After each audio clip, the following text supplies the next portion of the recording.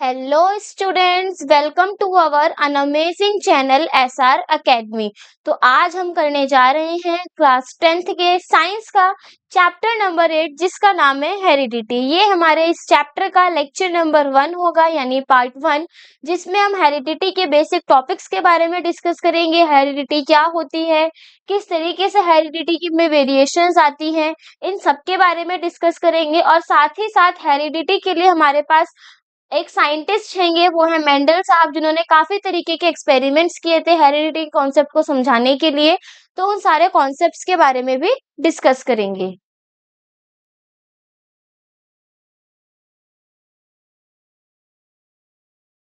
तो सबसे पहले अगर हम आज के टॉपिक्स के बारे में बात करें, आज के हमारे क्या क्या टॉपिक्स होने वाले हैं, हम किन किन टॉपिक्स के बारे में पढ़ेंगे। तो सबसे पहले हम इंट्रोडक्शन लेंगे इस चैप्टर का, उसमें देखेंगे कि क्या क्या हमारे इंपॉर्टेंट टॉपिक्स है और किन के बारे में हमें बात करनी है। उसके बाद accumulation of variation during reproduction, reproduction के दौरान किस तरीके से वेरिएशंस आती है उसके बारे में डिस्कस करेंगे। नेक्स्ट टॉपिक होगा हमारा इंपॉर्टेंस ऑफ वेरिएशन, वेरिएशन की क्या इंपॉर्टेंस है हमारी लाइफ में। मेंडल जो हमारे साइंटिस्ट थे, उन्होंने किसके ऊपर वर्क किया और उनके वर्क से हमारे पास क्या कंक्लूजन निकला, उनके एक्सपेरिमेंट से हमें क्या समझने को मिला। उसके बाद हम मोनो हाइब्रिड क्रॉस और डाई हाइब्रिड क्रॉस के बारे में डिस्कस करेंगे।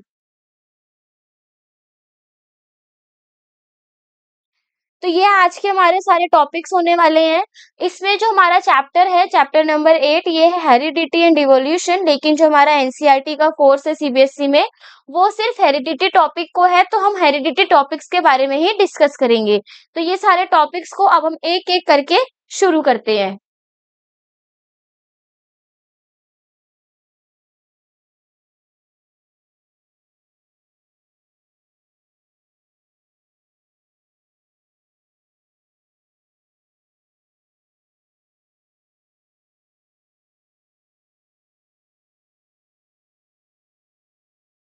इंट्रोडक्शन में क्या बोला गया है, genetics deals with the study of heredity and variation. Genetics में हम किसके बारे में स्टडी करते हैं, हेरिडिटी के बारे में स्टडी करते हैं। अब हेरिडिटी है क्या, हेरिडिटी का मतलब होता है किस तरीके से जो हमारे कैरेक्टरिस्टिक्स है वो एक जनरेशन से दूसरी जनरेशन तक जा रही है, उसी को हम बोलते हैं हेरिडिटी। अब ये जो जेनेटिक्स है, इसमें क्या क्या इन्वॉल्व है, इसमें हमारा हेरिडिटी इन्वॉल्व है और वेरिएशन। हेरिडिटी में तो हम इंफॉर्मेशन को ट्रांसफर कर रहे हैं एक जनरेशन से दूसरी जनरेशन तक, और वेरिएशन में हम ये देखेंगे कि एक स्पीसीज दूसरी स्पीसीज से कैसे अलग है, किस वजह से उसमें वेरिएशंस देखने को मिलेंगी। तो नेक्स्ट पॉइंट में बोला गया है द ट्रांसमिशन ऑफ कैरेक्टर्स या traits from a one generation to the next generation is called heredity. Basic से लैंग्वेज में बोला जाए कि जैसे मान लो यहाँ एक चिल्ड्रन है छोटा सा,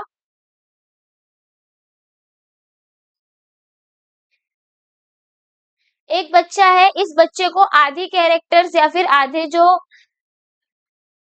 गुण होंगे वो कहाँ से मिलेंगे, उसके मेल पेरेंट यानी उसके फादर से मिलते हैं। इसी तरीके से हमारे जो ये ऑर्गेनिज्म है, ये जो बच्चा है, इसको आधे जो गुण है वो किससे मिलेंगे, फीमेल पेरेंट यानी उसके मम्मी से मिलेंगे। तो जो कैरेक्टरिस्टिक्स या जो भी इंफॉर्मेशन एक जनरेशन से दूसरी जनरेशन में जाती है, उसको हम बोलते हैं हेरिडिटी। जैसे फॉर एग्जाम्पल हम लोग कहते हैं कि तुम्हारे जो बालों का कलर है वो पापा के बाल के कलर के हिसाब से है, मम्मा के बाल के कलर के हिसाब से। तो क्यों, क्योंकि हमारे जो जनरेशन है यानी मम्मी पापा की जनरेशन से हमारे अंदर क्या आए हैं, उनके कैरेक्टरिस्टिक्स इनहेरिट हुए, हमारे अंदर आए हैं। तो ये होता है ट्रांसमिशन ऑफ कैरेक्टरिस्टिक्स या ट्रेट्स, जो एक जनरेशन से दूसरी जनरेशन तक जाएंगी, और इसी को हम क्या बोल देते हैं, हेरिडिटी बोलते हैं। और नेक्स्ट पॉइंट में हमारा बोल रखा है the difference in characters traits between the parent end of spring is called variation. यहाँ पे ये बोला गया है कि हमेशा ऐसा नहीं होता कि जैसे के पेरेंट्स हो एग्जैक्ट वैसे ही ऑफ स्प्रिंग हमें देखने को मिले। जो हमारी मेल है और फीमेल है, उसके रिप्रोडक्शन के दौरान जो भी हमारा ऑफ स्प्रिंग होगा, उसमें कुछ कैरेक्टरिस्टिक्स मेल की आती हैं और कुछ कैरेक्टरिस्टिक्स फीमेल की आती हैं। सेक्सुअल रिप्रोडक्शन में हमें यहाँ पे वेरिएशन देखने को मिलती है, क्यों, क्योंकि आधी तो मेल से आ रही है, आधी फीमेल से आ रही है। दोनों से अगर सेम सेम आती तो फिर हम कह सकते थे कि वहां पे भी वेरिएशन है। तो जो हमारा मेल और फीमेल है, इसमें ऑफस्प्रिंग के पास दोनों की कैरेक्टरिस्टिक शो होती हैं, इस वजह से उसमें क्या देखने को मिलता है, वेरिएशन देखने को मिलता है। तो हम जो ये जेनेटिक्स का चैप्टर पढ़ रहे हैं, इसमें पहले हम हेरिडिटी के बारे में पढ़ेंगे, उसके बाद हम वेरिएशन उसकी क्या इम्पोर्टेंस है हमारी लाइफ में, उसके बारे में भी डिस्कस करेंगे।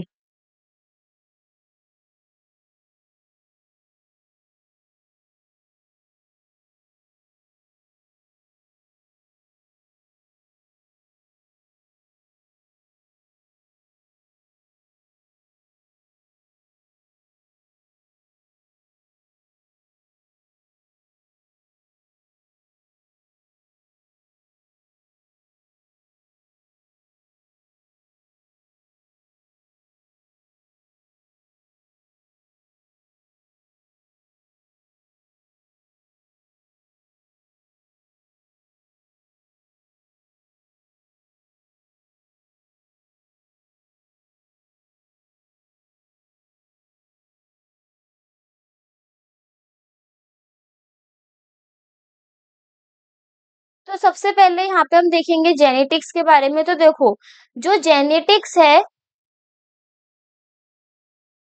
वो क्या है? वो स्टडी है किसकी? Study of heredity and variation. Genetics में हम स्टडी करते हैं किसकी? हेरिडिटी की और वेरिएशन की। और ये जो हमारी हेरिडिटी है, इसमें हमारे पास 3 तरह के लॉ हैं जो किन्होंने दिए थे? मेंडल ने दिए थे। अब इसी के साथ-साथ जो वेरिएशन है, ये भी कितने टाइप्स की है? 2 टाइप्स की है। एक है इसमें हमारा सोमैटिक वेरिएशन और दूसरा है हमारा इसमें जर्मिनल वेरिएशन। और हेरिडिटी में हमारे पास कितने लॉ हैं? 3 लॉ हैं। एक है हमारा लॉ ऑफ डोमिनेंस,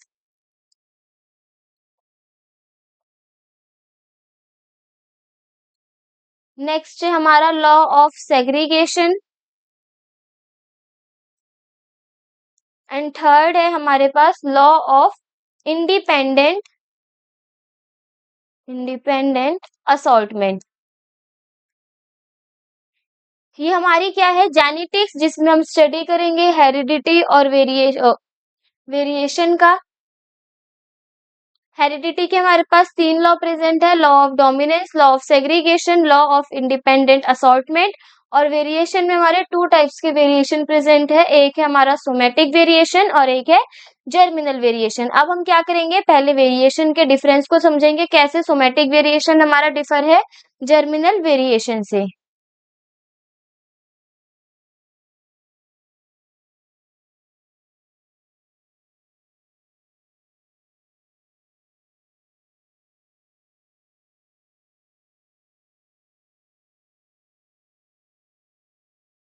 तो सबसे पहले हम बात करते हैं यहाँ पे वेरिएशन। वेरिएशन आखिर होता क्या है? वेरिएशन होता है जो भी हमारे पास डिफरेंस देखने को मिलेंगे या कैरेक्टरिस्टिक्स ट्रेट्स के अंदर पेरेंट्स और ऑफस्प्रिंग के बीच में, उसी को हम क्या बोलते हैं? वेरिएशंस बोलते हैं। यानी वेरिएशन क्या हुई?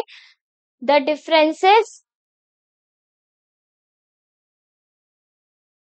डिफरेंसेस इन द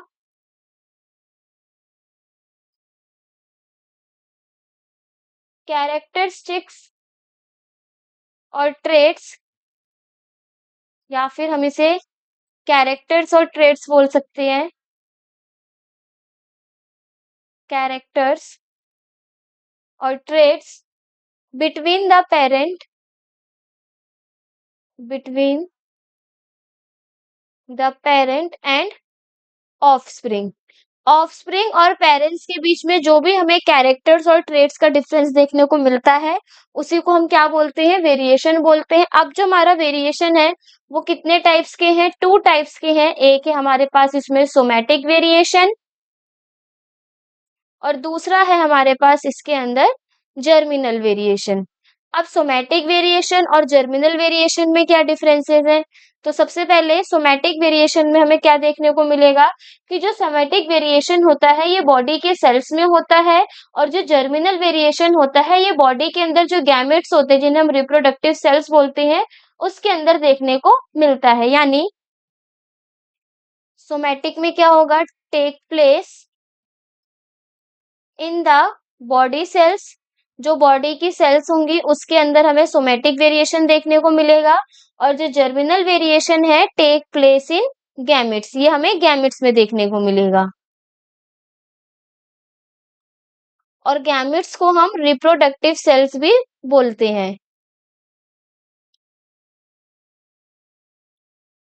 नेक्स्ट हमारे पास है सोमैटिक में पॉइंट कि ये होते हैं नाइदर इनहेरिटेड नॉर ट्रांसमिटेड, ना ही तो ये इनहेरिट होंगे ना ही ये नेक्स्ट जनरेशन में ट्रांसमिट होंगे। Neither inherited nor transmitted. लेकिन जो हमारा जर्मिनल वेरिएशन होता है inherited as well as transmitted, मतलब वो हमें मम्मी पास से जो कैरेक्टरिस्टिक है वो हमारे पास भी आएंगे और हमसे नेक्स्ट जनरेशन में भी वो ट्रांसमिशन होगा, वो नेक्स्ट जनरेशन में भी देखने को मिलेंगे, यानी inherited as well as transmission.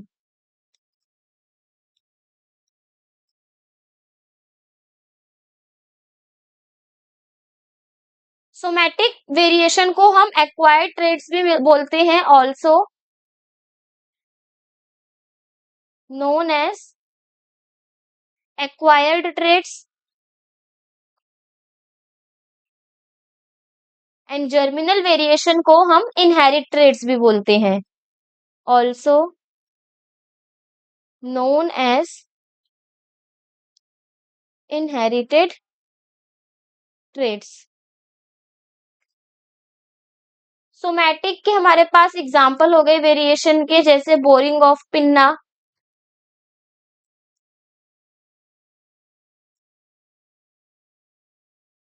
Cutting of tales,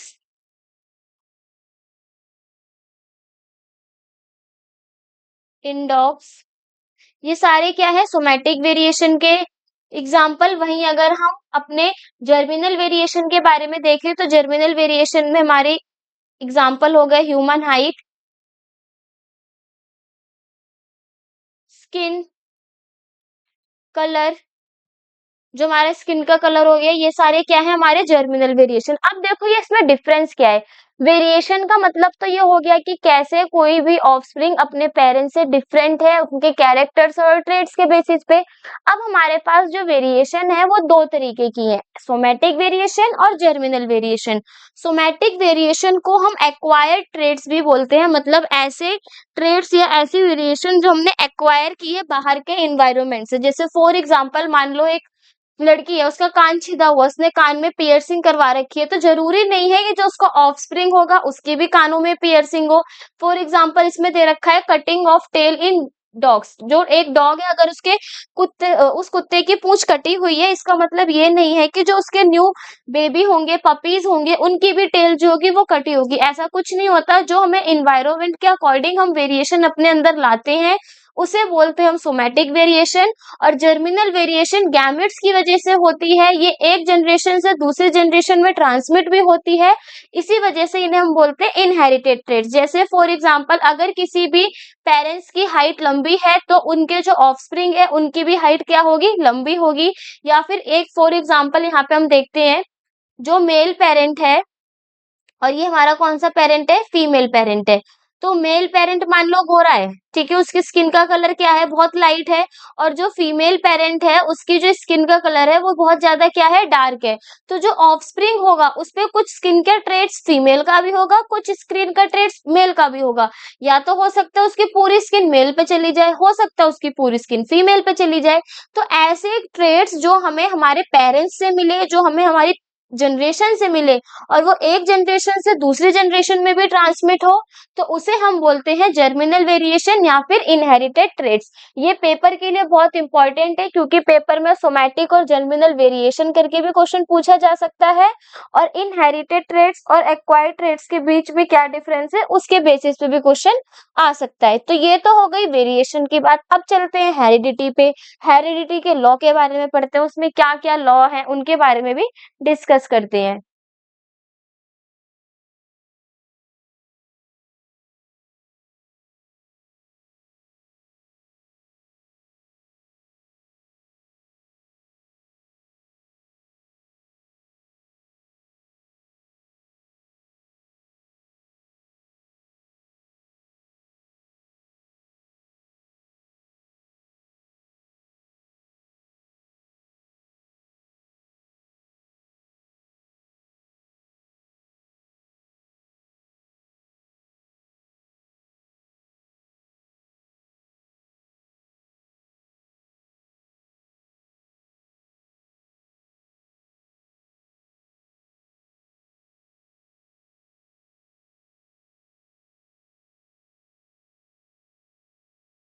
heredity के लिए कितने लॉ हैं हमारे पास? हेरिडिटी में 3 तरह के लॉ देखने को मिलेंगे। फर्स्ट है इसमें लॉ ऑफ डोमिनेंस। तो देखो लॉ ऑफ डोमिनेंस क्या है उसके बारे में भी अभी हम डिस्कस करेंगे। लेकिन जब हम लॉ ऑफ डोमिनेंस में डाइहाइब्रिड क्रॉस करवाते हैं तो उस दौरान हमें क्या देखने को मिलता है कि जो हमारी F1 जनरेशन आती है यानी फर्स्ट जनरेशन आएगी, उसमें सारे जो फिनोटाइप रेशियो है वो कैसे होगा? All dominant phenotype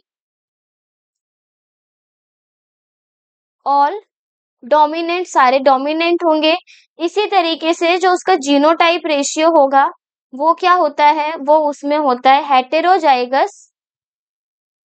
heterozygous dominant. ये कंडीशन होती है लॉ ऑफ डोमिनेंस के अंदर। दूसरा है हमारा इसमें law of segregation. Law of segregation में हमारे पास दो जनरेशन देखने को मिलती हैं। F1 जो जनरेशन होगी उस F1 जनरेशन में हमारा जो फिनोटाइप का रेशियो है वो क्या होगा? All dominant phenotype all dominant. उसी तरीके से जो जीनोटाइप होगा जीनोटाइप, इसमें हेटेरोजाइगस डोमिनेंट देखने को मिलेगा। Heterozygous dominant. ये हेटेरोजाइगस क्या होता है, डोमिनेंट क्या होता है, फिनोटाइप जीनोटाइप, इसके बारे में भी डिस्कस करेंगे। अभी पहले हम हेरिडिटी के फ्लो चार्ट के बारे में देखेंगे कि हमें क्या क्या उसके अंदर देखने को मिलेगा। तो जब हम इसमें F2 जनरेशन देखेंगे तो लॉ ऑफ सेग्रीगेशन में F2 जनरेशन के दौरान जो फिनोटाइप का रेशियो होगा वो हो जाएगा हमारा 3:1। फिनोटाइप रेशियो कितना हो जाएगा? 3:1। और जो जीनोटाइप रेशियो होगा उसमें जीनोटाइप रेशियो वो हो जाएगा हमारा 1:2:1। और इस लॉ ऑफ सेग्रीगेशन के लिए जो क्रॉस होता है उसे हम क्या बोलते हैं? Mono hybrid cross.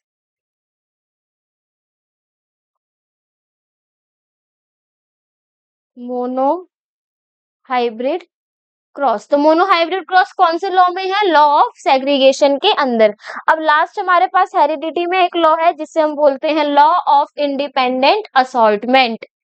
थर्ड क्या है? Law of independent assortment. अब ये लॉ ऑफ इंडिपेंडेंट असॉर्टमेंट में क्या होगा? जब हम लॉ ऑफ इंडिपेंडेंट असॉर्टमेंट देखेंगे तो इसमें जब वो हमारी F1 जनरेशन की बात की जाएगी तो F1 जनरेशन में जो फिनोटाइप है उसमें सारे क्या होंगे? डोमिनेंट मींस फिनोटाइप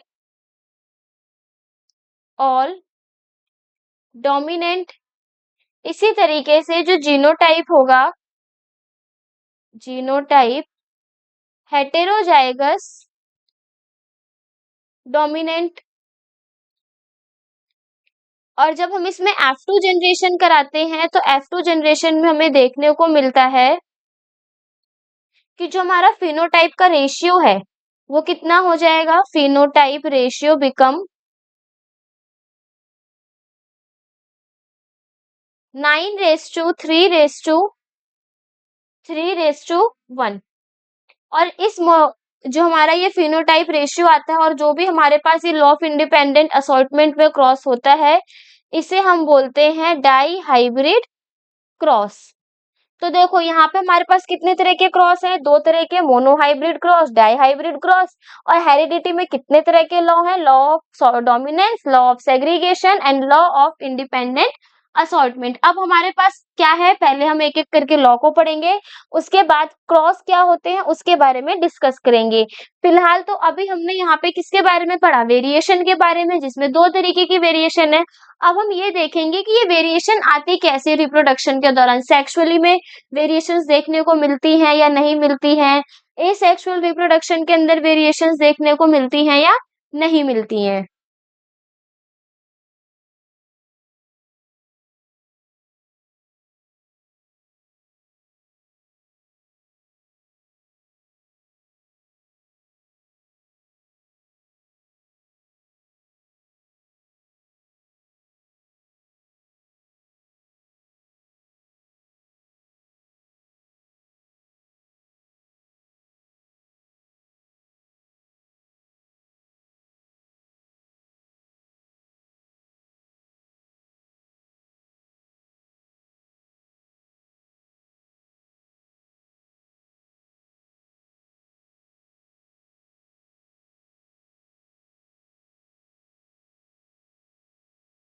क्या नेक्स्ट टॉपिक क्या है हमारा, accumulation of variations during reproduction. अब हम ये देखेंगे रिप्रोडक्शन के दौरान किस तरीके से वेरिएशन एक्यूमुलेट होती है। तो देखो वेरिएशन कब अपीयर होगी, जब रिप्रोडक्शन होगा, जब ऑर्गेनिज्म क्या करेगा, मल्टीप्लाई करेगा।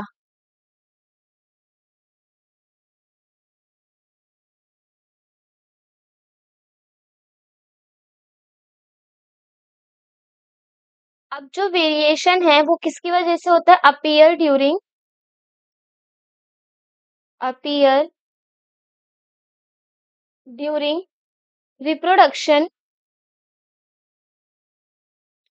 Reproduction when ever organism multiply, जब ऑर्गेनिज्म मल्टीप्लाई होते हैं रिप्रोडक्शन के दौरान, तो उसकी वजह से क्या देखने को मिलती है, वेरिएशन देखने को मिलती है। अब ये जो रिप्रोडक्शन है वो हमने टू टाइप्स के पढ़े हैं, कौन कौन से, एक है हमारा एसेक्सुअली रिप्रोडक्शन और दूसरा है हमारा इसमें सेक्सुअली रिप्रोडक्शन। तो देखो एसेक्सुअली और सेक्सुअली रिप्रोडक्शन के दौरान कैसे वेरिएशन आएगी।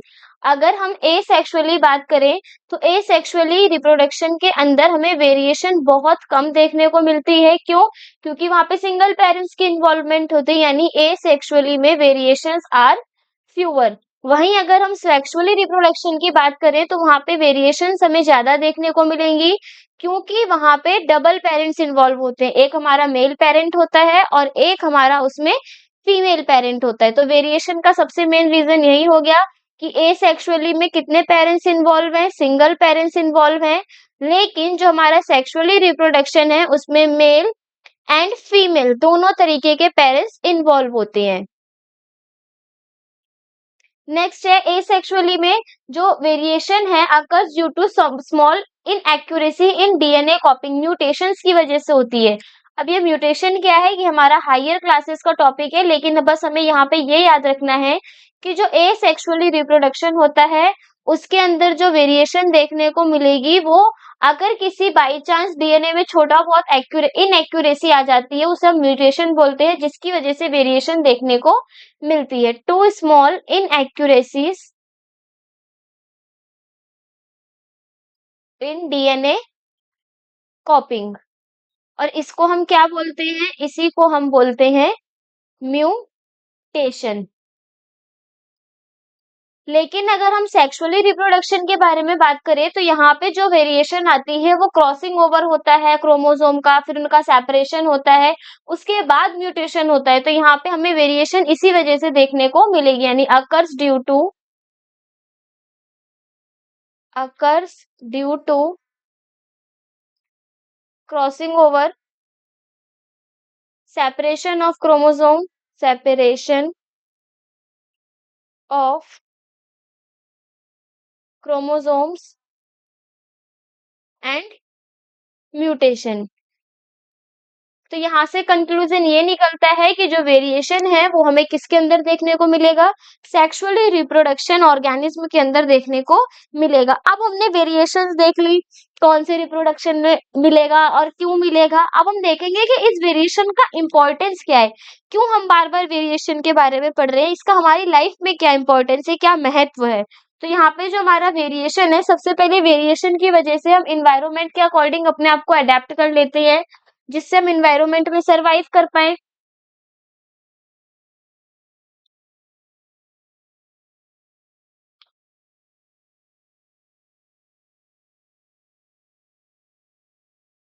तो यहाँ पे जो हमारा नेक्स्ट टॉपिक है वो क्या है, इंपॉर्टेंस ऑफ वेरिएशन। वेरिएशंस की क्या क्या इंपॉर्टेंस है। तो देखो सबसे पहला वेरिएशन में पॉइंट दे रखा है, depending upon the nature of variations different individuals would have different kinds of advantages. ये बोला गया है नेचर ऑफ वेरिएशन के बेसिस पे अलग अलग इंडिविजुअल्स के अलग अलग तरीके के एडवांटेज है। For example bacteria that can withstand heat will survive better in a heat wave.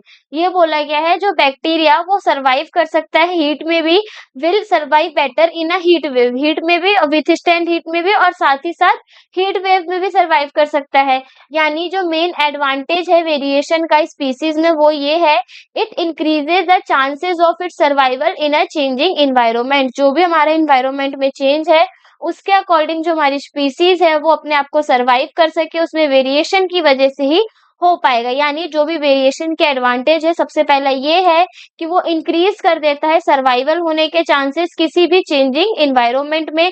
हम अपने आप को ही देखते हैं, हम क्या करते हैं, बाहर के एनवायरनमेंट के अकॉर्डिंग अपने आप को अडेप्ट कर लेते हैं। जैसे अगर हम कहीं ठंडी प्लेस में जाएं तो वहां पे हमारी बॉडी आसानी से अडेप्ट हो जाती है, वेरिएशंस आ जाती है। इसी तरीके से अगर हम ठंडे रीजन वाले जो ह्यूमन बींग्स होते हैं उनको किसी गर्म एरिया में लेके जाएंगे तो उनको थोड़ी सी प्रॉब्लम होगी। क्यों? क्योंकि उसने एनवायरनमेंट के अकॉर्डिंग अपनी बॉडी को अडेप्ट कर लिया है। For example, free earlobes and attach earlobes are two variation found in human population. इसमें हमारे पास एक के लोब्स वाले ह्यूमन पॉपुलेशन में देखा गया है कि जिसके जो ईयरलोब्स हैं उसमें हमें ये फ्रीली दिखाई दे इस तरीके से। और अगर किसी के ईयर हमारे ऐसे अटैच हैं उसको हम बोलते हैं अटैच ईयरलोब। और अगर किसी के फ्रीली हमारे पास यहाँ पे ईयरलोब्स दिखाई देते हैं तो उसे हम बोलते हैं फ्री ईयरलोब्स। तो ह्यूमन पॉपुलेशन में हमें दो तरीके की वेरिएशन क्या देखने को मिली कि ईयरलोब्स किसी के पास फ्री है और किसी के पास अटैच है। तो ये हमारी वेरिएशन की इंपॉर्टेंट है। बस हमें इसमें इतना याद रखना है कि जो मेन वेरिएशन की इंपॉर्टेंट है वो ये है कि स्पीसीज अपने सर्वाइवल के चांसेस को इंक्रीज कर सके बाहर के चेंजिंग एनवायरनमेंट के अकॉर्डिंग।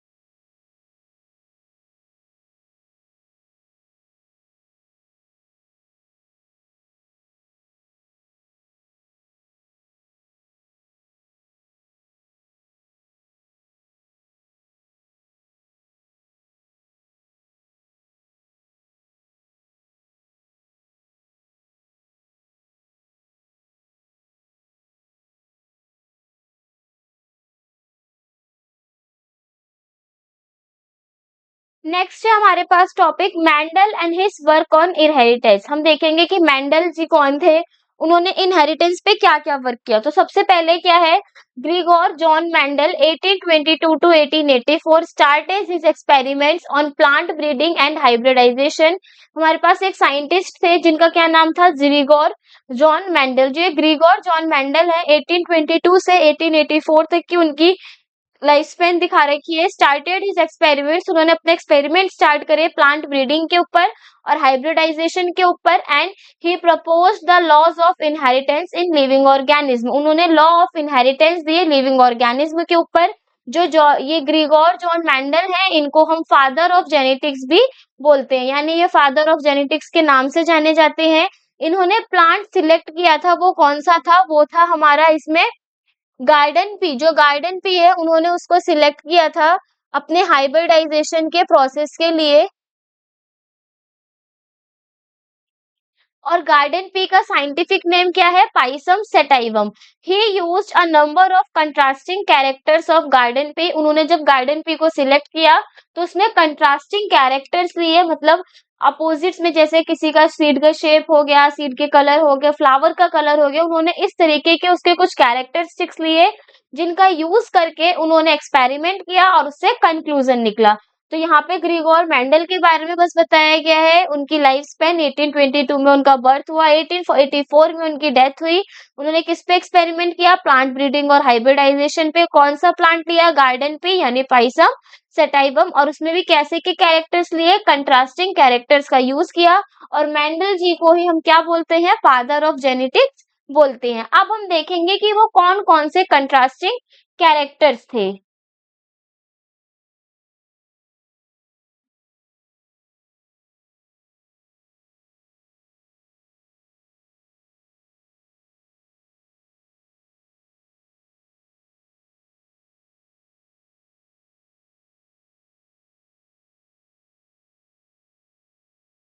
तो देखो वो कैरेक्टर्स कौन कौन से थे। अब यहाँ पे दो तरीके के, देखो कैरेक्टर ट्रेट मतलब मेन कैरेक्टर, फ्लावर का कलर क्या होगा, उसकी position, seed colour, seed shape, pod shape. अब वहीं पे हमारे पास एक है डोमिनेंट ट्रेट और एक है रेसेसिव ट्रेट। डोमिनेंट ट्रेट और रेसेसिव ट्रेट में क्या डिफरेंस है, तो जो डोमिनेंट ट्रेट होते हैं वो ऐसे के ट्रेट होते हैं, ट्रेट मतलब ऐसी प्रॉपर्टीज होती हैं जो अपने आप को शो करेंगी। और रेसेसिव ट्रेट ये अपने आप को शो नहीं करती है।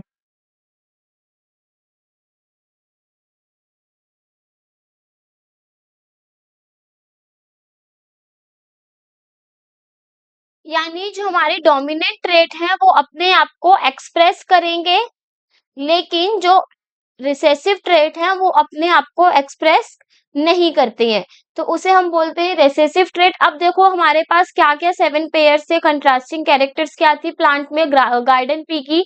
सबसे पहले था फ्लावर का कलर। अगर फ्लावर का कलर वायलेट होगा या फिर व्हाइट होगा, तो जब उन्होंने एक्सपेरिमेंट किया तो फ्लावर का क्या कलर निकल के आया, वायलेट कलर निकल के आया।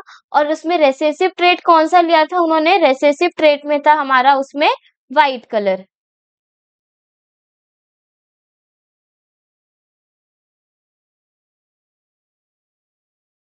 नेक्स्ट था हमारे पास इसमें कंट्रास्टिंग कैरेक्टर्स में फ्लावर पोजीशन। फ्लावर की पोजीशन के बेस पे दो तरीके के हमारे पास ट्रेट निकल के आए थे। एक था डोमिनेंट ट्रेट में था एक्सियल पोजीशन, और नेक्स्ट था हमारा इसमें टर्मिनल पोजीशन। एक्सियल पोजीशन यानी जो एक्सिस पे प्रेजेंट हो, और टर्मिनल पोजीशन यानी जो टर्मिनल रीजन पे प्रेजेंट हो। नेक्स्ट था हमारे पास कैरेक्टर में सीड का कलर। सीड का कलर येलो होगा या उसमें ग्रीन होगा उसके बेसिस पे।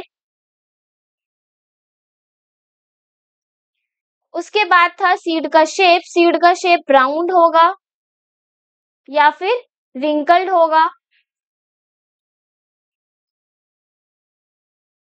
राउंड यानी एकदम राउंड, और रिंकल्ड यानी थोड़ा सा सूखा हुआ जो होता है।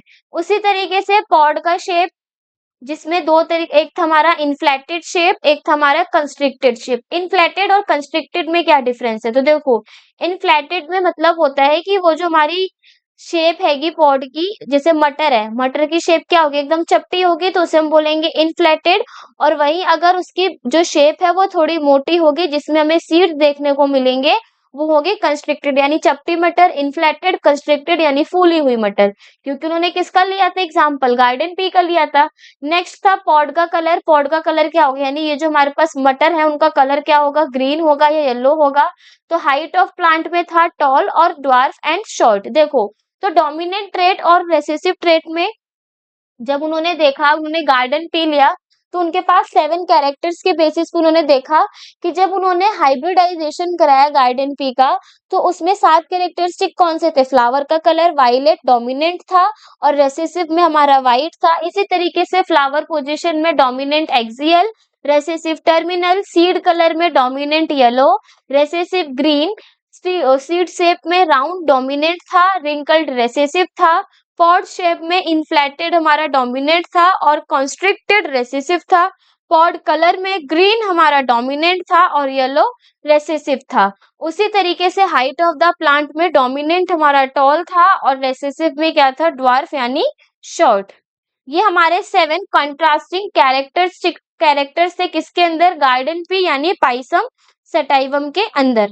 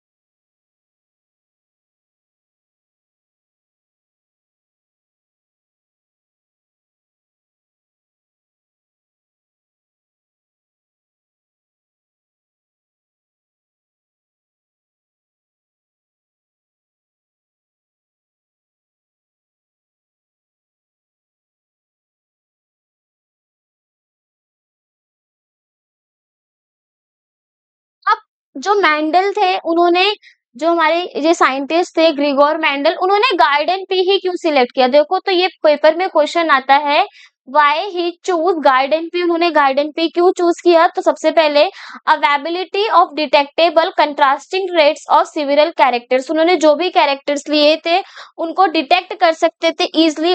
जो गार्डन पी थे यानी पाइसम सेटाइवम था, उसके अंदर अवेबिलिटी थी, जिससे हम ये जो कंट्रास्टिंग कैरेक्टर्स हैं वो आसानी से उसमें देखने को मिल रहे थे। दूसरी चीज, इसकी जो लाइफ स्पैन थी प्लांट की वो बहुत ही ज्यादा शॉर्ट थी, यानी जल्दी इसमें हमें सीड्स मिल जाते हैं क्योंकि इसकी लाइफ स्पैन क्या है, बहुत ज्यादा छोटी है। इसी तरीके से नॉर्मली अलाउस सेल्फ फर्टिलाइजेशन, ये हमें सेल्फ फर्टिलाइजेशन होता है, but cross fertilization can also be carried out. Normally ये सेल्फ फर्टिलाइजेशन अलाउ करता है, लेकिन हम इसमें क्रॉस फर्टिलाइजेशन भी कैरी आउट कर सकते हैं। दूसरी end one of the most important कि जो हमारा पाइसम सेटाइवम है उसमें हमें large number of seed produce होते हुए मिलेंगे। तो इसके 4 पॉइंट्स क्या क्या है कि ये इजिली उसमें कंट्रास्टिंग ट्रेट्स हमें डिटेक्ट हो जाते हैं। तो जो हमारा पाइसम सेटाइवम है उसकी लाइफ स्पैन कम होती है। पाइसम सेटाइवम नॉर्मली क्या करता है, सेल्फ फर्टिलाइजेशन करता है, लेकिन हम उसमें क्रॉस फर्टिलाइजेशन भी कैरी करा सकते हैं। और इसका one of the most important reason ये है कि ये लार्ज नंबर ऑफ सीड्स को प्रोड्यूस करते हैं। अब नेक्स्ट है हमारे पास मेंडल के एक्सपेरिमेंट्स। तो क्या बोला गया है, Mendel conducted a series of experiments in which he crossed the pollinated plants to study one character at a time. उन्होंने क्या करा, उन्होंने मल्टीपल्स बहुत सारे एक्सपेरिमेंट्स किए जिसमें उन्होंने क्रॉस कराया पॉलिनेटेड प्लांट्स को हर एक कैरेक्टर्स को एट अ टाइम स्टडी करने के लिए। मतलब एक बार अगर वो एक्सपेरिमेंट करते हैं तो उस दौरान वो सिर्फ एक ही कैरेक्टर को स्टडी करते हैं। अब इन्होंने जो एक्सपेरिमेंट किए, इन्होंने यहाँ पे दो तरीके के क्रॉस किए थे। एक था हमारा मोनो हाइब्रिड क्रॉस इसमें, और एक है हमारा डाई हाइब्रिड क्रॉस। तो मतलब मेंडल्स ने जो एक्सपेरिमेंट किए उसमें उन्होंने मोनो हाइब्रिड क्रॉस कराया प्लांट के बीच में कंट्रास्टिंग कैरेक्टर के बेसिस पे, और एक डाई हाइब्रिड क्रॉस को कराया। तो अब हम पहले पढ़ते हैं मोनो हाइब्रिड क्रॉस के बारे में, देन हम डाई हाइब्रिड क्रॉस के बारे में डिस्कस करेंगे।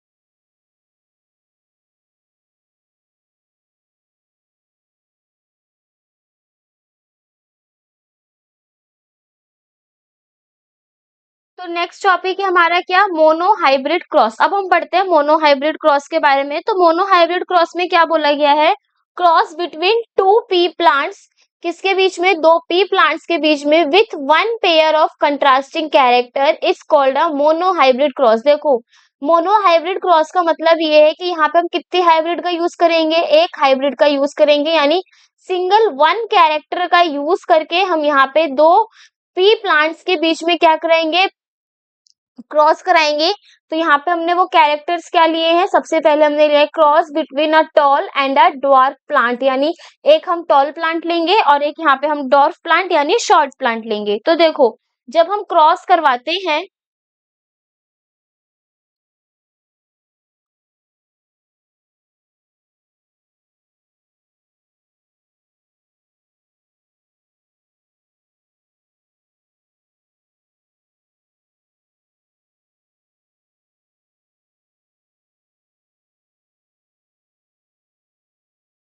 अब हम यहाँ पे क्या कराएंगे, मोनो हाइब्रिड क्रॉस कराएंगे। तो देखो मोनो हाइब्रिड क्रॉस कराने में क्या होगा, एक हमने टॉल प्लांट लिया है और एक हमने शॉर्ट प्लांट लिया है।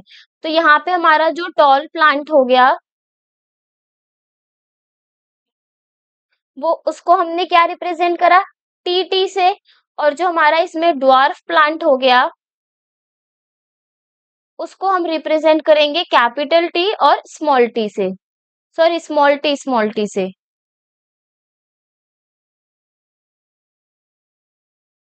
स्मॉल टी हमने क्या कराया, टॉल प्लांट और डॉर्फ प्लांट के बीच में क्या कराएंगे, क्रॉस कराएंगे। तो टॉल प्लांट और डॉर्फ प्लांट क्या है, हमारे पेरेंट प्लांट हो गए।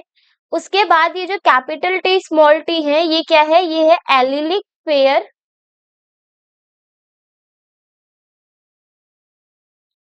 Of genes. Allelic pair of genes का मतलब ये है कि ये जो हमारे अलील्स हैं वो एक पर्टिकुलर कैरेक्टर्स को शो करेंगे। जैसे कैपिटल टी का मतलब ये हो गया कि ये जो कैपिटल टी अलील है वो टॉलनेस को शो करेगा, और जो स्मॉल टी अलील है वो ड्वार्फनेस को शो करेगा। तो यहाँ पे अगर हम देखें फिनोटाइप इसका क्या हो जाएगा, वो होगा हमारा टॉल प्लांट और ड्वार्फ प्लांट, और इसका जीनोटाइप रेशियो क्या हो जाएगा, कैपिटल टी और स्मॉल टी। अब हमने क्या कराया, क्रॉस कराएंगे तो ये जो अलील है इनके गैमेट्स की फॉर्मेशन होगी, यानी कैपिटल टी के 2 गैमेट्स निकलेंगे। एक हो गया कैपिटल टी इस तरीके से ड्वार्फ प्लांट के गैमेट्स हम बनाएंगे, यहाँ पे स्मॉल टी और स्मॉल टी। इस तरीके से अब हम क्या करेंगे, इनके बीच में क्रॉस कराएंगे। क्रॉस कराने से क्या होगा,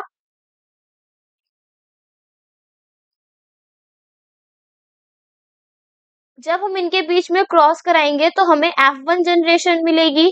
अब F1 जनरेशन में होगा क्या, देखो F1 जनरेशन में होगा कुछ इस तरीके से कि इधर का कैपिटल टी इधर स्मॉल टी इसके साथ हुआ, then this capital T and this small T, हमारा एक पेयर बना कैपिटल टी स्मॉल टी। ये एक हमारा प्लांट बना इस तरीके से कैपिटल टी और स्मॉल टी। यहाँ पे हम देख रहे हैं कि सारे जो प्लांट्स हैं वो कैसे हैं, capital T small T, capital T small T, capital T small T, capital T और स्मॉल टी। अब इसमें कैपिटल टी और स्मॉल टी का मतलब क्या है, कैपिटल का मतलब हो गया टॉल और स्मॉल का मतलब क्या हो गया, ड्वार्फ। अब एक चीज यहाँ पे और क्लियर करती हूँ कि जो ये कैपिटल और स्मॉल है इनको अलग अलग क्यों बनाया गया है। देखो जो कैपिटल वाले होते हैं अलील्स वो हमेशा कैसे होते हैं, डोमिनेंट होते हैं, यानी वो अपने एक्सप्रेशन को शो करेंगे, और ड्वार्फ वाले क्या होते हैं, रेसेसिव, यानी उनके एक्सप्रेशन शो नहीं होंगे। अब हम यहाँ पे देखेंगे, देखो अगर ये कैपिटल टी स्मॉल टी है तो इसमें हमारा डोमिनेंट क्या है, कैपिटल टी, यानी जो प्लांट होगा वो कैसा होगा, टॉल होगा। तो यहाँ पे हमारे पास सारे जो भी प्लांट्स बन रहे हैं वो कैसे हैं, कैपिटल टी स्मॉल टी, यानी ये भी हो गया टॉल, ये भी टॉल हो गया, और ये भी टॉल है, और लास्ट वाला भी टॉल है। यानी F1 जनरेशन में सारे प्लांट्स कैसे होंगे, टॉल होंगे। Means that all plants are tall, सारे प्लांट कैसे हैं, लंबे होंगे। अब जब हम इन्हीं दोनों प्लांट्स का, यानी अब हम टॉल प्लांट्स का क्या करा देंगे, सेल्फ पॉलिनेशन करा देंगे। सेल्फ पॉलिनेशन का मतलब एक टॉल प्लांट दूसरा टॉल प्लांट, यानी दोनों सेम होंगे तो उसमें हम क्या कराएंगे, सेल्फ पॉलिनेशन कराएंगे। तो देखो सेल्फ पॉलिनेशन कराने पे क्या होगा,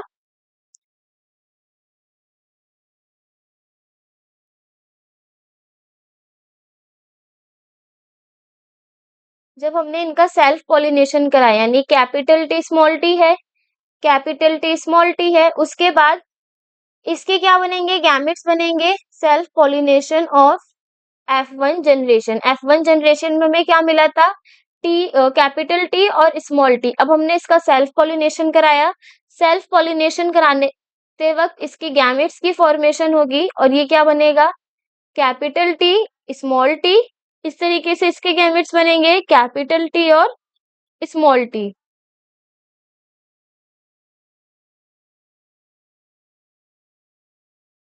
अब यहाँ पे कौन सी जनरेशन आएगी, सेकंड जनरेशन। F2 जनरेशन में क्या होगा, देखो ये कैपिटल टी है और ये कैपिटल टी है, यानी दोनों कैसे हो गए, capital T, then this capital T and this small T, again this small T and capital T, और लास्ट में ये हो जाएगा हमारा स्मॉल टी और स्मॉल टी। अब यहाँ से देखो एक कंक्लूजन क्या निकलता है, कैपिटल टी यानी इसमें कैपिटल टी प्रेजेंट है तो ये प्लांट कैसा होगा, टॉल। सेम इस प्लांट में भी कैपिटल टी प्रेजेंट है तो ये टॉल। ये वाला जो प्लांट है इसमें भी कैपिटल टी प्रेजेंट है तो ये भी क्या होगा, टॉल होगा। लेकिन इसमें सिर्फ स्मॉल टी प्रेजेंट है, यानी रेसेसिव अलील प्रेजेंट है, तो ये प्लांट कैसा होगा हमारा, ड्वार्फ होगा। अगर हम यहाँ पे रेशियो बनाएं,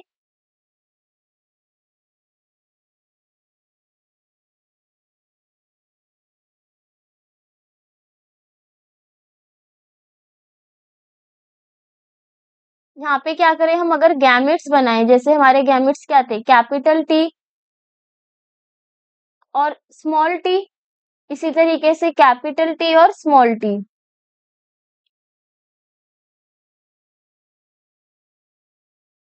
देखो,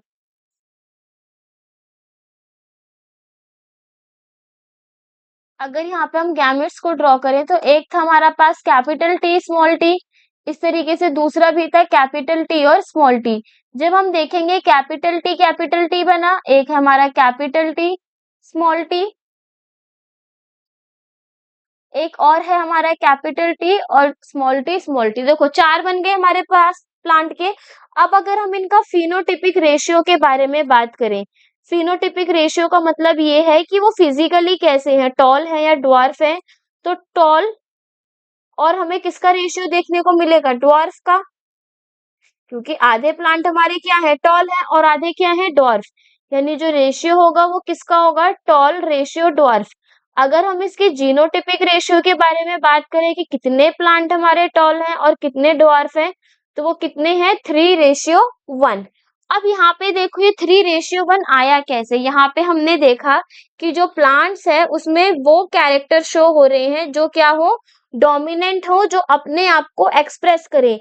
तो लॉ ऑफ डोमिनेंस में भी यही होता है कि जो हमारी अलील्स होते हैं उसमें जो डोमिनेंट अलील होता है वो अपने आप की जो कैरेक्टर्स होते हैं या अपने प्रॉपर्टीज को एक्सप्रेस करते हैं, और जो रिसेसिव होते हैं वो अपनी प्रॉपर्टीज या कैरेक्टर्स को एक्सप्रेस नहीं करते हैं।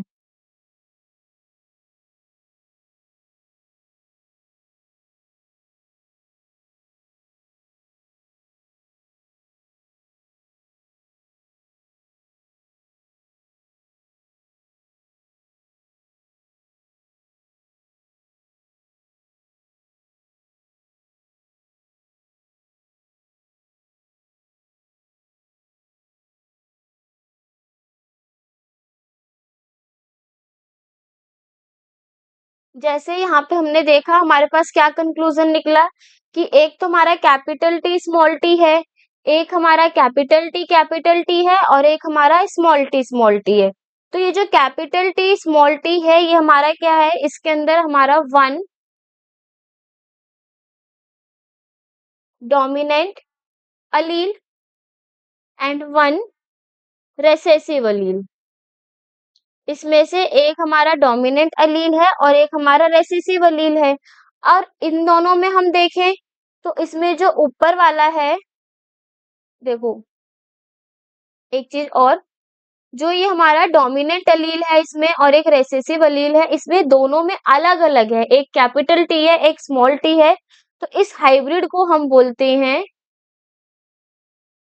Heterozygous condition, heterozygous condition. अब ये हेटेरोजाइगस क्यों है, क्योंकि यहाँ पे both alleles are different, both alleles are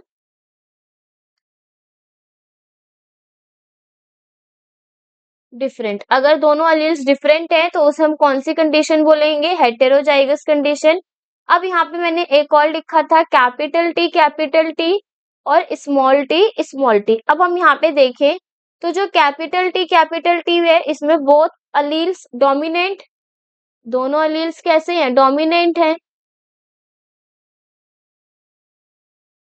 और लास्ट जो हमारा नीचे कैपिटल टी क्या, स्मॉल टी है, इसमें बोथ रेसेसिव अलील्स। ये कैसे हैं, ये रेसेसिव अलील्स हैं।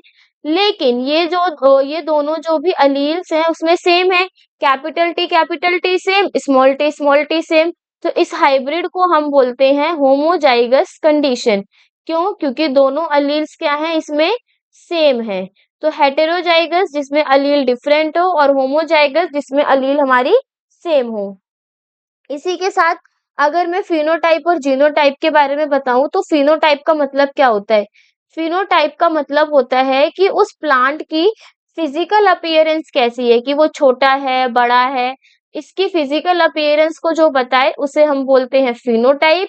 और अगर हम जीनोटाइप के बारे में बताएं तो जीनोटाइप वो होता है कि उनका जेनेटिक मेकअप क्या, उनके पास अलील कौन से प्रेजेंट है, जेनेटिक मेकअप। जैसे टॉल के लिए क्या चाहिए, कैपिटल टी स्मॉल टी, और वही डॉर्फ के लिए क्या था हमारा, स्मॉल टी, और टॉल में था हमारा डबल टी। तो ये सारे क्या है, ये हमारे जीनोटाइप्स है, जेनेटिक मेकअप के लिए रिस्पॉन्सिबल गैमेट्स हैं।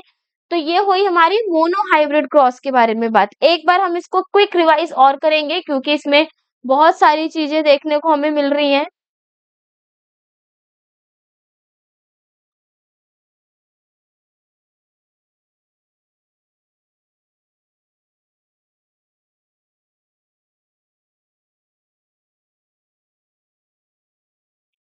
तो देखो मोनो हाइब्रिड क्रॉस होता क्या है, जब हम क्रॉस कराते हैं दो पी प्लांट्स के बीच में उनके एक पेयर ऑफ कंट्रास्टिंग कैरेक्टर को लेकर के, तो उसे हम बोलते हैं मोनो हाइब्रिड क्रॉस। इसमें हम एग्जांपल लेंगे पी प्लांट का, जिसमें हम एक टॉल प्लांट को क्रॉस कराएंगे एक ड्वार्फ यानी छोटे प्लांट के साथ। जब हम एक टॉल प्लांट को क्रॉस कराते हैं ड्वार्फ प्लांट के साथ, तो देखो जो टॉल प्लांट है यानी कैपिटल टी ये यहाँ पे हमारे पास दे रखा है, देखो कैपिटल टी जब हमने शॉर्ट लिया तो उसके जो अलील थे वो थे स्मॉल टी। जब कैपिटल टी और स्मॉल टी के बीच में यानी टॉल और शॉर्ट के बीच में हमने F1 जनरेशन में क्रॉस कराया, तो जो हमारे पास रिजल्ट आया वो ये था कि जितने भी ऑफस्प्रिंग थे वो क्या थे, सारे के सारे टॉल थे। देखो T capital T small T है यानी इसमें कैपिटल टी डोमिनेंट है, तो सारे प्लांट कैसे हो गए, टॉल। जब हमने F1 जनरेशन की जो भी हमारे पास ऑफस्प्रिंग थे उसमें सेल्फ पॉलिनेशन कराया, यानी टॉल और टॉल के बीच में जब हमने सेल्फ पॉलिनेशन कराया, तो उसमें हमारे पास 3 प्लांट तो टॉल निकल गए और एक प्लांट शॉर्ट निकल गया, सिर्फ और सिर्फ किसकी वजह से, जेनेटिक मेकअप की वजह से।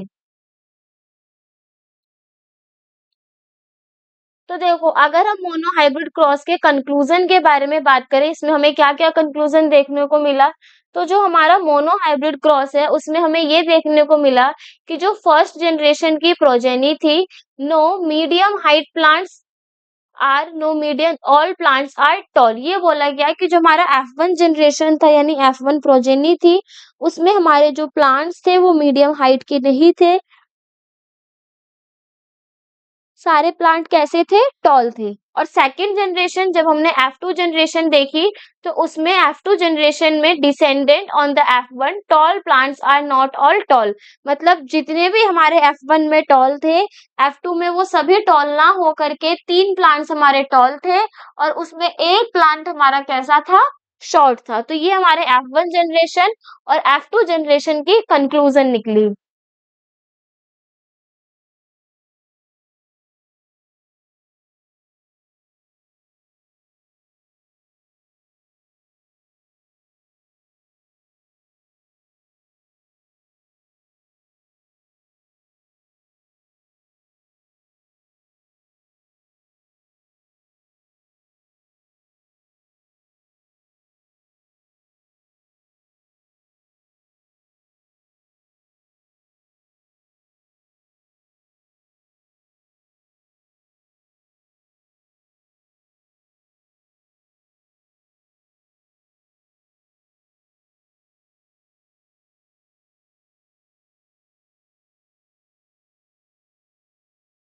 नेक्स्ट पॉइंट में बोला गया है both the tallness and shortness traits were inherited in the F1 plants. जो हमारे उसमें टॉलनेस और शॉर्टनेस ट्रेट्स है वो हमें इनहेरिट मिले कौन से जनरेशन में, F1 जनरेशन में। But only the tallness trait was एक्सप्रेड। देखो हमने वहां पे टॉल प्लांट भी लिए थे, शॉर्ट प्लांट भी लिए थे, लेकिन F1 जनरेशन में जो प्लांट्स है वो सारे कैसे थे, टॉल थे। Thus, two copies of the trait are inherited in each sexually reproduction or reproducing organism। ये बोला गया है दो कॉपी ऑफ ट्रेट्स इनहेरिट किए जाते हैं हर सेक्सुअली रिप्रोडक्टिंग ऑर्गेनिज्म के अंदर। This two may be identical और may be different depending on the parentage. वो दोनों आइडेंटिकल भी हो सकते हैं और दोनों डिफरेंट भी हो सकते हैं। जैसे यहाँ पे पेरेंटल क्या है, डिफरेंट। यहाँ पे पेरेंटल क्या है, आइडेंटिकल। तो यहाँ पे बस यही बोला गया है कि सेक्सुअली रिप्रोड्यूसिंग ऑर्गेनिज्म में अगर हम ट्रेट इनहेरिट करते हुए देखेंगे तो वो दो जो कॉपी है वो आइडेंटिकल भी हो सकती हैं और डिफरेंट भी हो सकती हैं।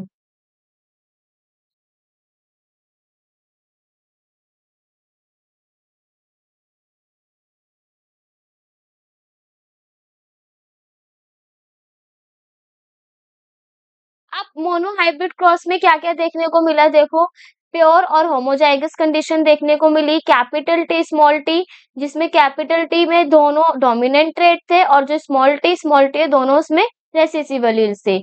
दूसरा हेटेरोजाइगस कंडीशन हाइब्रिड में क्या होगा कि एक हमारा डोमिनेंट है उसमें और एक रेसेसिव है, यानी दोनों डिफरेंट तरह के एलील्स प्रेजेंट हैं।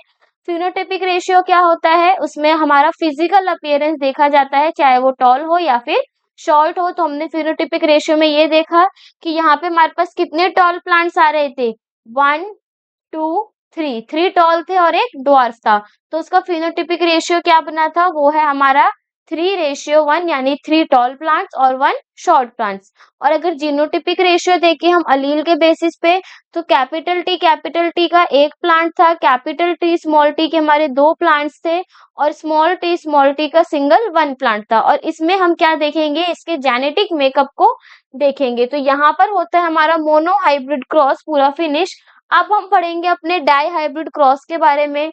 अब वहां पर हम टोटल 2 कैरेक्टर्स को लेके चलेंगे। जैसे यहाँ पे हमने सिर्फ टॉल और शॉर्ट प्लांट यानी हाइट को लेके चले थे, वहां पर हम 2 कैरेक्टर्स को लेकर के प्लांट्स के बीच में क्रॉस कराएंगे।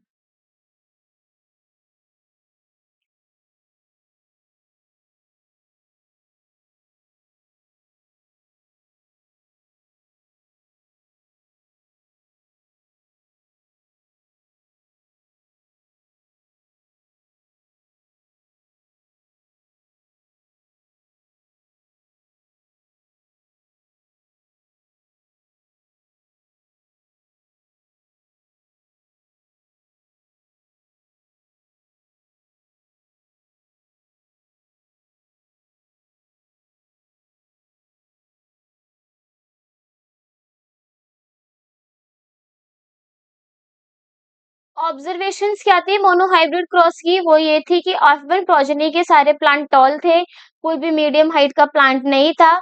लेकिन F2 प्रोजेनी में 1/4 plant were short and 3/4 part were toll. एक चौथाई उसमें शॉर्ट प्लांट थे और बाकी के कितने थे, टॉल थे। फिनोटाइपिक रेशियो क्या था, 3:1।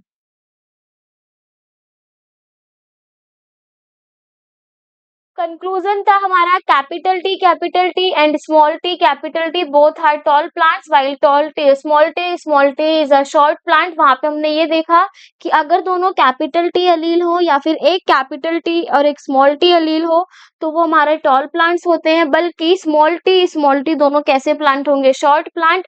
अ single copy of T is enough to make the plant tall. एक सिंगल कॉपी अगर टी की है तो वो इनफ है किसी भी प्लांट को टॉल शो करने के लिए। While both copies have to be small T are for the plant to be short.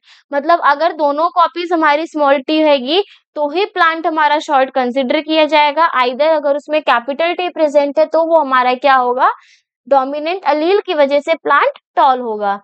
Characters traits like T R called dominant trait. जैसे इसमें हमारा जो कैपिटल टी है वो डोमिनेंट ट्रेट है, क्यों, क्योंकि वो अपने आप को एक्सप्रेस कर रहा है। इसी तरीके से जो स्मॉल टी है वो हमारा रेसेसिव ट्रेट है, क्योंकि वो अपने आप को सप्रेस कर रहा है, यानी एक्सप्रेस नहीं कर पा रहा है।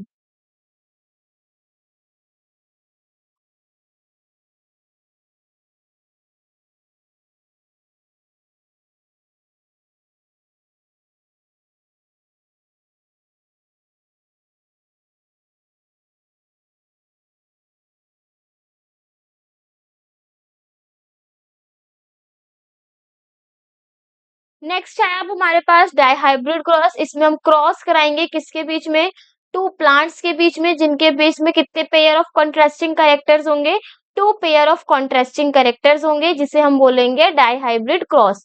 यहाँ पे हम पेरेंट लेंगे, एक होगा हमारा राउंड ग्रीन और एक होगा हमारा इसमें रिंकल येलो।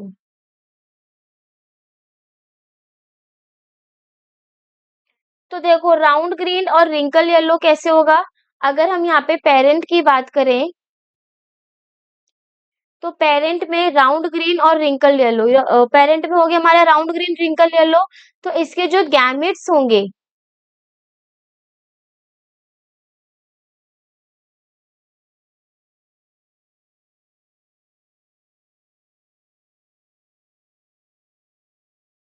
अगर हम इसमें जनरेशन की बात करें तो राउंड ग्रीन भी हमारा सीड है और रिंकल्ड येलो भी हमारा क्या है, सीड्स है, ठीक है। अब जो राउंड ग्रीन है हम यहाँ पे राउंड के लिए कैपिटल आर को यूज करेंगे और रिंकल्ड के लिए स्मॉल आर का यूज करेंगे। इसी तरीके से ग्रीन के लिए हम स्मॉल y का यूज करेंगे और येलो के लिए यहाँ पे कैपिटल Y का यूज करेंगे। तो देखो राउंड ग्रीन यानी ये हो गया capital R small y। Wrinkled yellow में होगा हमारा स्मॉल r और कैपिटल Y। तो ये हमारा फिनोटिपिक रेशियो हो गया।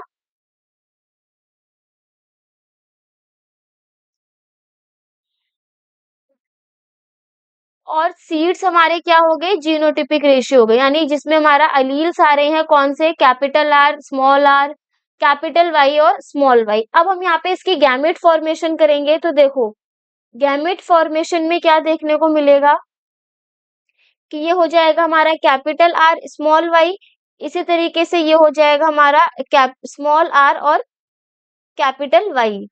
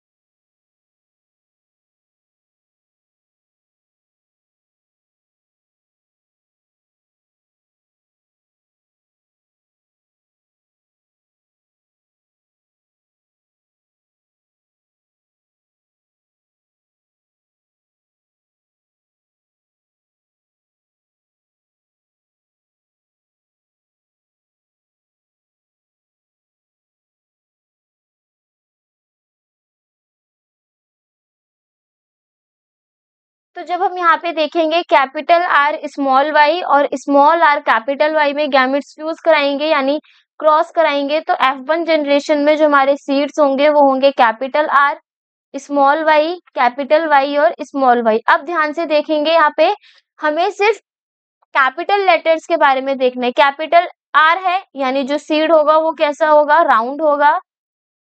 कैपिटल वाई है और साथ ही में साथ क्या होगा, ये येलो होगा। तो F1 जनरेशन में जो हमारे सीड्स होंगे वो राउंड और येलो होंगे। तो अब हमने F1 जनरेशन करा दी। अब इस F1 जनरेशन में हम सेल्फिंग कराएंगे, यानी जो भी हमारे गैमेट्स हैं इसमें सेल्फ क्रॉस कराएंगे। यानी अगर हम यहाँ देखें तो F1 जनरेशन में जो हमारा प्लांट के सीड्स है वो कैसे हैं, राउंड और येलो। तो देखो राउंड येलो है। अब हम क्या कराएंगे, सेल्फिंग कराएंगे। Selfing F1 gametes. जब हम F1 गैमेट्स की सेल्फिंग कराते हैं तो ये क्या हो जाता है, F1 then this one is also F1। हमने F1 के बीच में गैमेट्स करवाए, सेल्फिंग करवाई है। तो ये हो गया कैपिटल वाई और स्मॉल वाई। इसके जो गैमेट्स बनेंगे एक होगा हमारा R capital Y capital R small R capital Y और small R small Y. Then again यहाँ पे भी हमारे गैमेट्स की फॉर्मेशन होगी capital R capital Y capital R small R capital Y और स्मॉल आर स्मॉल वाई। ये हो गए हमारे गैमेट्स। अब हमने यहाँ पे क्या करवाई है, इनकी सेल्फिंग करवाई है। तो सेल्फिंग में हमारे पास यहाँ पे बहुत सारे आउटपुट्स देखने को मिलते हैं F2 जनरेशन में। तो अब हम उसको अगर देखें तो यहाँ पे हमें टेबुलर फॉर्म में उसके जनरेशन की जितनी भी आउटपुट्स आएंगे उसको मेजर करना पड़ेगा। तो देखो हमारे पास यहाँ पे क्या हो गए, गैमेट्स हो गए।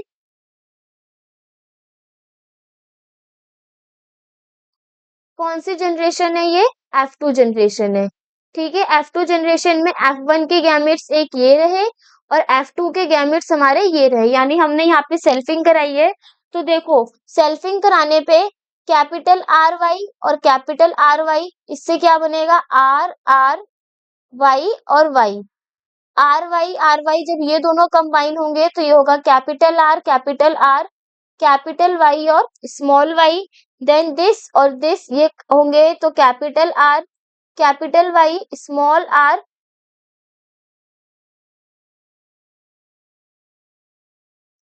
कैपिटल वाई और कैपिटल वाई, लास्ट ही हो जाएगा हमारा capital R small Y, capital Y और स्मॉल वाई।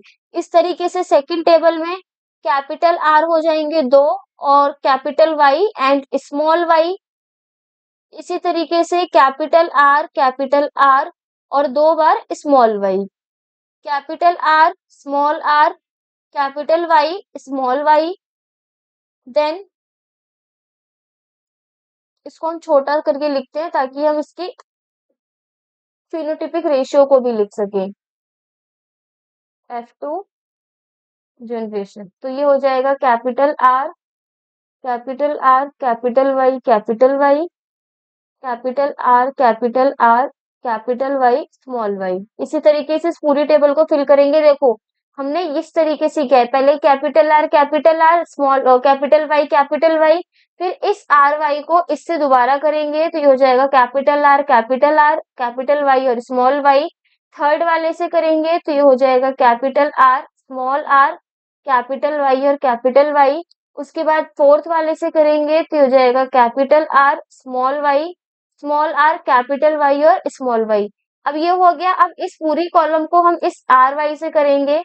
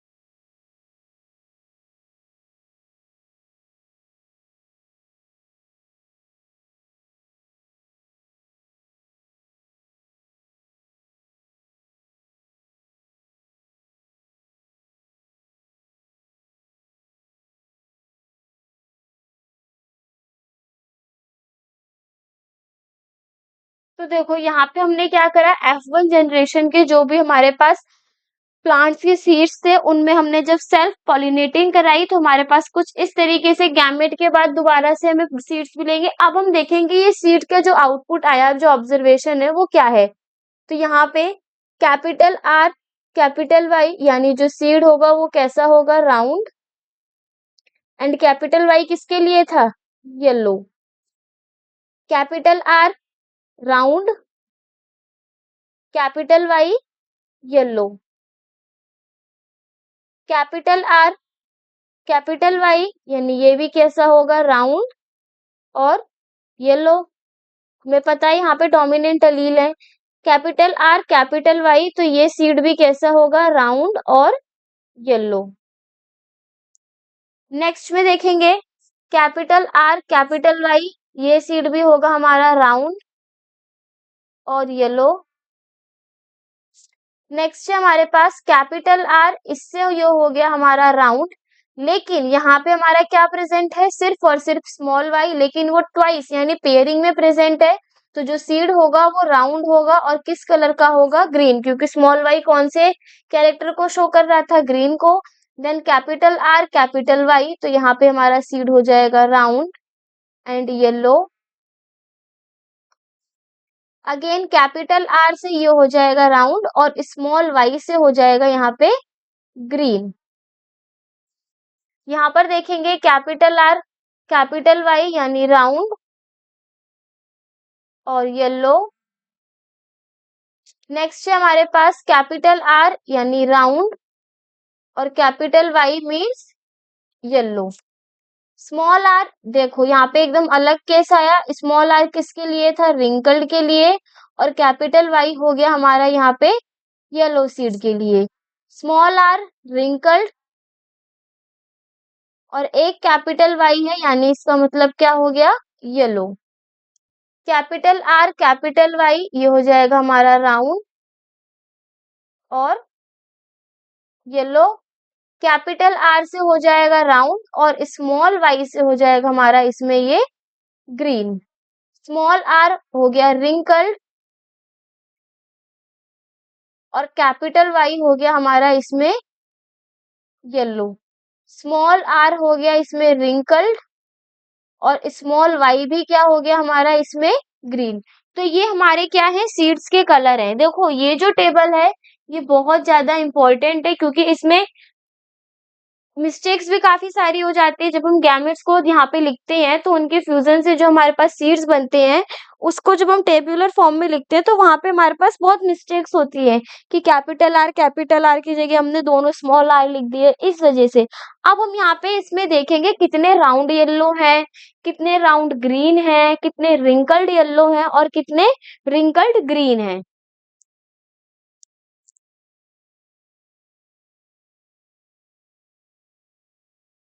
तो देखो फिनोटिपिक रेशियो में जो हमारा डाइहाइब्रिड रेशियो है, यानी डाई हाइब्रिड रेशियो, वो कितना है यहाँ पे हम देखेंगे। सबसे पहले हम सीड लेते हैं राउंड और येलो। राउंड और येलो सीड को अगर हम गिने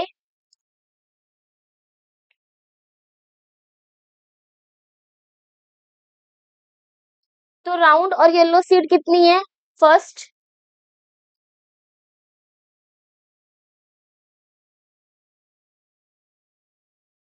एक हमारी राउंड येलो सीड ये रही, 1 2 3 4 5 6 7 8 और एक है हमारी ये यहाँ पे 9। यानी टोटल कितनी सीड है राउंड और येलो, टोटल 9 सीड है। तो हमारा जो फिनोटिपिक रेशियो हो जाएगा वो कितना होगा, 9 का। सेकंड हम लेते हैं अब राउंड और ग्रीन सीड, यानी राउंड है और कैसी सीड है, ग्रीन सीड है। तो देखो राउंड और ग्रीन सीड में क्या होगा, राउंड और ग्रीन सीड हो जाएगी हमारी इसमें एक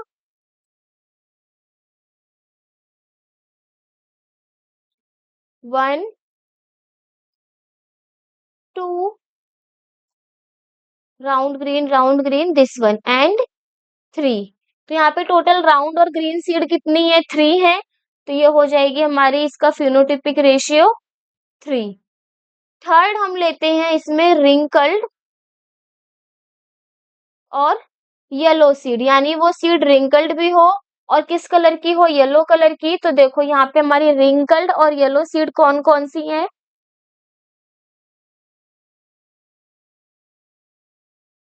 1 2 और 3। टोटल कितनी सीड है रिंकल्ड और येलो, 3 सीड्स है। यानी फिनोटिपिक रेशियो में जो हमारी रिंकल्ड सीड है वो 3 है। एंड लास्ट हमारे पास बचता है इसमें wrinkled and green seed. Wrinkled और ग्रीन सीड कितनी है उसको अगर हम काउंट करें तो यहाँ पे हमें देखने को मिलेगी सिंगल एक सीड ऐसी है जो क्या है, रिंकल्ड और ग्रीन है। यानी जो ये हमारी लास्ट बचती है वो कैसी है, रिंकल्ड और ग्रीन सीड है। यानी फिनोटिपिक रेशियो में क्या आ गया, वो है हमारा 1। तो यहाँ पे हम ये देखेंगे कि जो डाई हाइब्रिड का रेशियो है वो कितने का बन रहा है, 9 रेशियो 3 रेशियो 3 रेशियो 1। ये रेशियो हमें याद होना चाहिए ताकि एग्जाम में अगर डायरेक्ट एमसीक्यू पे क्वेश्चन आए तो हम इसको टिक कर सके, वहां पे हमें किसी भी तरीके की कंफ्यूजन ना हो।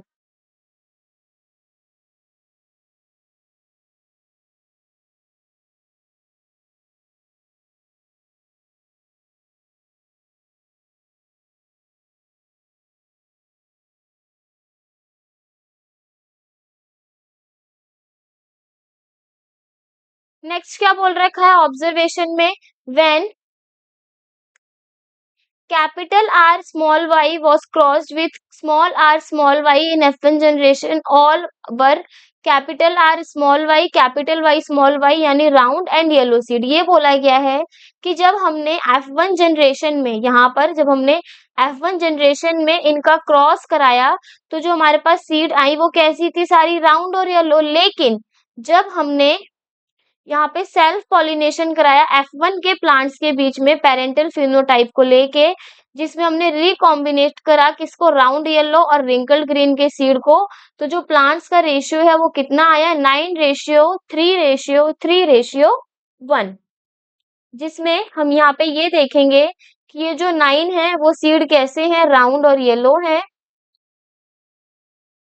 जो ये 3 सीड्स हैं वो है हमारे राउंड और green. Then this seeds is wrinkled and yellow। और लास्ट में जो 1 सीड था वो कैसा था हमारा, wrinkled और ग्रीन।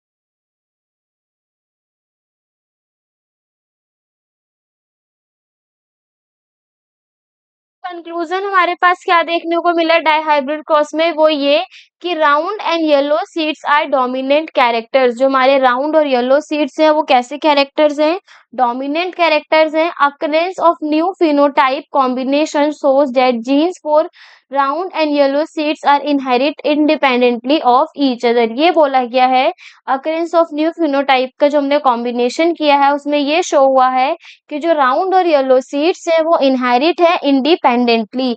तो यहाँ पे देखो, जब हमने मोनो हाइब्रिड क्रॉस के बारे में बात की तो वहां पे हमारा डोमिनेंट कैरेक्टर अपने आप को शो कर रहा था, यानी वहां पे कौन सा लॉ देखने को मिलेगा, लॉ ऑफ डोमिनेंस।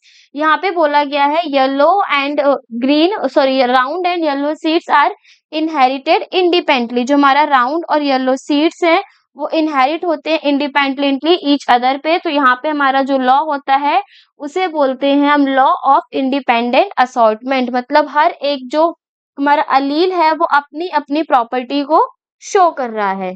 तो ये हमारा डाइहाइब्रिड क्रॉस है, उसमें कौन सा ये हो गया, लॉ ऑफ इंडिपेंडेंट असॉर्टमेंट। और जो हमारा मोनोहाइब्रिड क्रॉस था उसमें हो गया हमारा लॉ ऑफ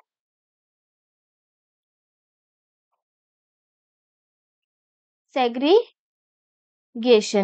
क्यों, क्योंकि यहाँ पे हमारा हर एक अलील सेग्रीगेट होकर के F2 जनरेशन में अपने टॉलनेस वाली प्रॉपर्टी को शो कर रहा है। तो देखो यहाँ पर होता है हमारा मोनोहाइब्रिड और डाइहाइब्रिड क्रॉस फिनिश।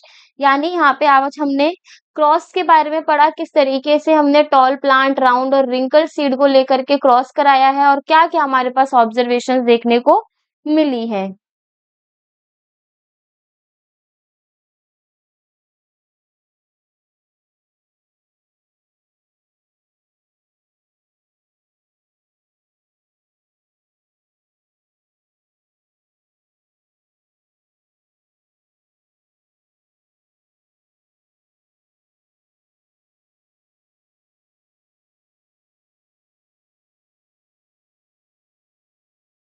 तो यहाँ पर होता है हमारा आज का लेक्चर फिनिश, जिसमें हमने किन किन टॉपिक्स के बारे में डिस्कस करा। अगर उसको हम समराइज करें तो सबसे पहले हमने यहाँ पे जेनेटिक्स के बारे में पढ़ा, जिसमें हमने देखा कि जेनेटिक्स में हम किसकी स्टडी करते हैं, एक तो हेरिडिटी की और दूसरा वेरिएशन की। इसी के साथ साथ हमने देखा हेरिडिटी और वेरिएशन में हमारे 2 टाइप्स की वेरिएशन होती है, एक है हमारे पास सोमैटिक वेरिएशन और एक है हमारे पास इसमें जर्मिनल वेरिएशन। सोमैटिक को हम एक्वायर्ड ट्रेट्स भी बोलते हैं और जर्मिनल को हम इनहेरिटेड ट्रेट्स भी बोलते हैं। इसी के साथ साथ जो हमारा हेरिडिटी था, इसमें हमारे पास टोटल कितने लॉ थे? 3। एक है हमारा लॉ ऑफ डोमिनेंस, एक है हमारा इसमें लॉ ऑफ सेग्रीगेशन, और एक है हमारा इसमें law of independent assortment. Independent assortment. अब देखो, जो हमारे इसमें जेनेटिक्स है, फादर ऑफ जेनेटिक्स कौन है? फादर ऑफ जेनेटिक्स है हमारे इसमें जियोर्जर मेंडल साहब। इन्होंने क्या करा था? इन्होंने पाइसम सेटाइवम के ऊपर एक्सपेरिमेंट किया। पाइसम सेटाइवम, जिसको हम क्या बोलते हैं? गार्डन पी बोलते हैं। उनके उसके ऊपर एक्सपेरिमेंट किया कंट्रास्टिंग कैरेक्टर्स को लेके। उन्होंने पाइसम सेटाइवम ही क्यों यूज करा? क्योंकि उसकी लाइफ स्पेन छोटी होती है, इसमें सारे कैरेक्टर्स इजिली हमें समझ में आ जाएंगे, इजिली हम उसको डिटेक्ट कर सकते हैं। इनका जो सीड का प्रोसेस होता है, लार्ज नंबर ऑफ सीड को प्रोड्यूस करती है, तो इस वजह से उन्होंने पाइसम सेटाइवम को सिलेक्ट किया। एंड उन्होंने यहाँ पे 2 तरीके के क्रॉस को शो किया। एक है हमारा इसमें मोनो हाइब्रिड क्रॉस, और एक है हमारा इसमें डाई हाइब्रिड क्रॉस। तो जो हमारा डाई हाइब्रिड क्रॉस है, उसमें रेशियो कितना था? 9:3:3:1। और मोनो हाइब्रिड क्रॉस में था हमारा 3:1, यानी 3 प्लांट्स ऐसे थे जो टॉल थे और 1 प्लांट ऐसे था जो ड्वार्फ था, और 9 इसमें हमारे ऐसे थे जो राउंड और येलो थे। 3 हमारे थे राउंड और ग्रीन। इसी तरीके से 3 थे हमारे रिंकल्ड और येलो, और सिंगल 1 था हमारा इसमें राउंड और रिंकल्ड और ग्रीन। तो ये सब हमारे आज के लेक्चर के मेन टॉपिक्स थे कि हेरिडिटी क्या है, वेरिएशन के क्या टाइप्स हैं, और जो हमारा फिनोटिपिक रेशियो है वो दोनों क्रॉसेस में क्या आया। अब जो हमारा नेक्स्ट लेक्चर होगा, उसमें हम मेंडल के सारे लॉज के बारे में पढ़ेंगे, और साथ ही साथ हम वहाँ पे ह्यूमन बींग्स के अंदर किस तरीके से सेक्स डिटर्मिनेशन होता है उसके बारे में जानेंगे। और हम वहां पर एक अनदर इम्पॉर्टेंट टॉपिक पढ़ेंगे, blood group in human beings. किस तरीके से ह्यूमन बींग्स के ब्लड ग्रुप को हम इनहेरिट के बेसिस पे हम डिवाइड कर सकते हैं, कि जैसे अगर पेरेंट्स का हमारा ए ब्लड ग्रुप है, बी है, तो ऑफस्प्रिंग का क्या ब्लड ग्रुप होगा। यानी हम वहां पे ह्यूमन बींग्स के ब्लड ग्रुप के बारे में भी डिस्कस करेंगे। तो मिलते हैं अब अपने नेक्स्ट लेक्चर में, जिसमें हम पढ़ेंगे अपने इस चैप्टर के अनदर पार्ट को।